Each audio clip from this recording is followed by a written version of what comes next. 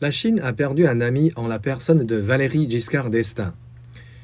Le président chinois Xi Jinping a déclaré de lui, en apprenant son décès, il aimait la culture chinoise, encourageait activement les échanges amicaux et la coopération entre la Chine et la France et contribuait grandement au développement des relations entre les deux pays.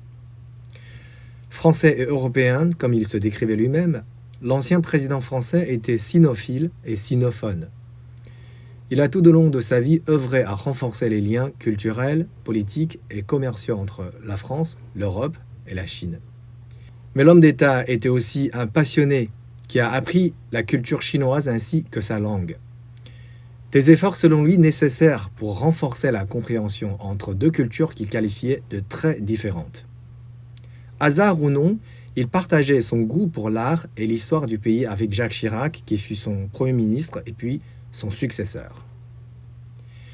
En 2008, lors d'un dîner à l'ambassade de Chine, c'est en mandarin que Valéry Giscard d'Estaing a prononcé son discours, rapidement interrompu par des applaudissements admiratifs et amusés. L'ex-président s'était ensuite excusé pour le faible niveau de sa langue avant de conclure par ces mots : « Mon seul désir est de montrer mon respect et mon profond sentiment envers le peuple chinois et la culture chinoise. »